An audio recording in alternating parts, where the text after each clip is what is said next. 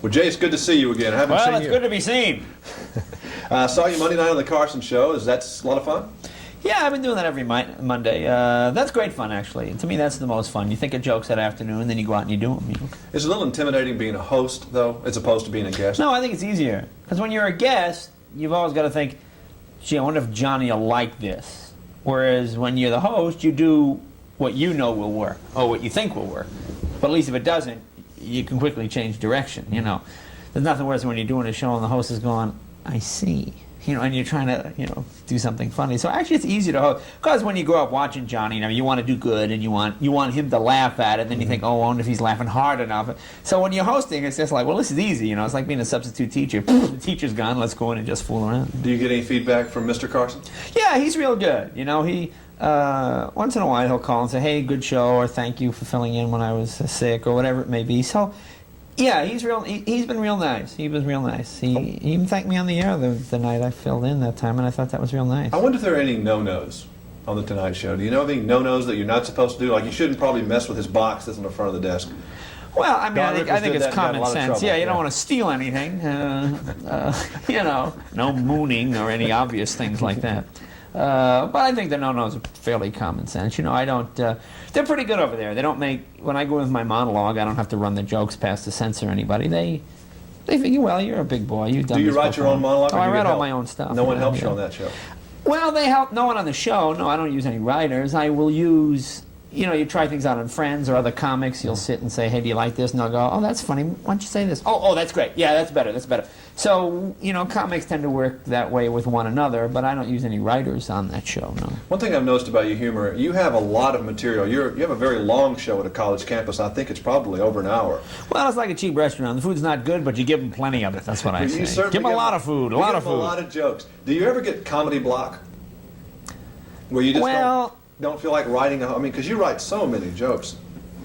It's not a matter of writing. You know, I only think up jokes when I have to. With the Tonight Show now you've got to do things every week. So suddenly, whereas up to this point, like when I would do a Letterman or something, I would, like I would call Dave and I'd say, hey, I got some stuff, let me come do the show. Okay, April 8th or whatever.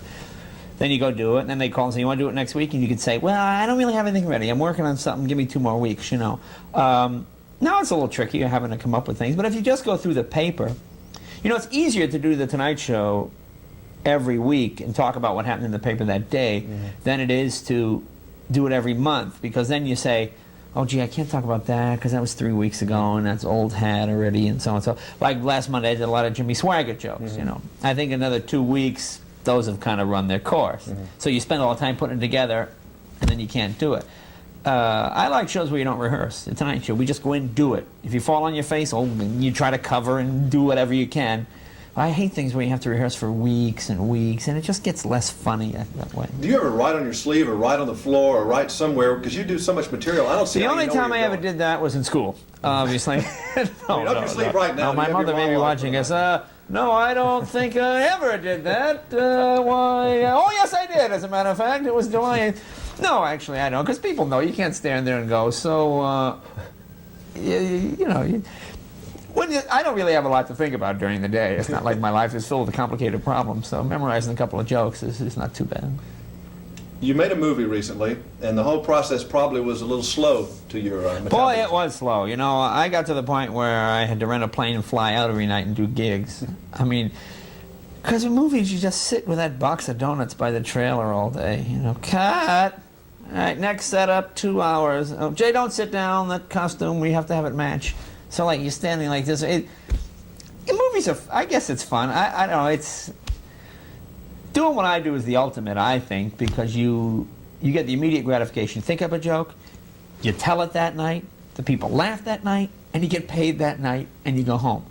Doing movies, you don't really know if it's funny. You know, you wind up trying it out with the guy in the trailer, you know, in the catering truck. You know, more mashed potatoes, Mr. Leno? Yeah, Joe, what'd you think of that last scene, huh? Oh, that was pretty good, Mr. Leno. You want gravy on that? Yeah, okay. You know, it's real strange.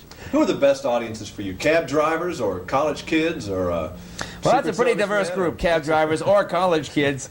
And that's really the only audiences there are, either cab drivers or college kids. Sure.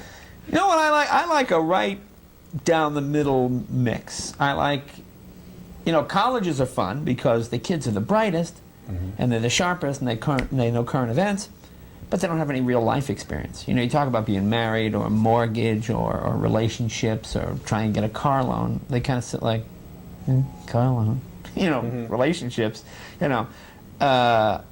Nightclubs are fun because it's loud and it's raucous, and you've really got to hit them hard to get over the din of people drinking and dating and all that kind of stuff.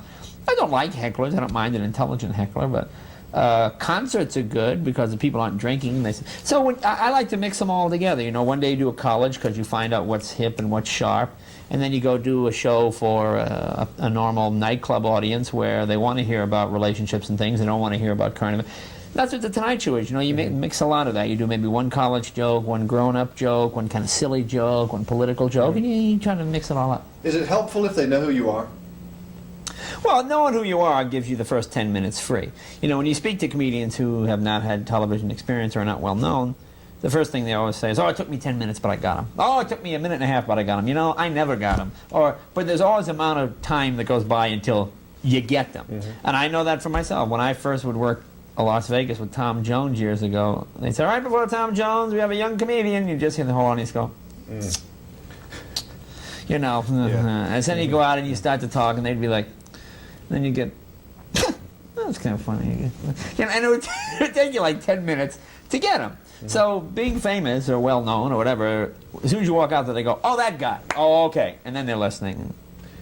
If you weren't being a comedian, I'm sure you've been asked this a million times, but I don't remember the answer. You know, surprisingly, this is the first time What were you supposed to be doing? I forgot. What was your main gig I would in be life? some sort of mechanic or wrench of some kind. You'd be a motorcycle mechanic or something like that? Yeah, cars or motorcycles, something like that. I don't think I would be a stockbroker or anything like that. You weren't much of a student? No, You're obviously a smart guy, so I you was just weren't a books guy? not a very good student. I just... Jay has the ability, but does not apply himself. If Jay spent as much time studying as he does fooling around, you know, I have a whole litany of those. That's right.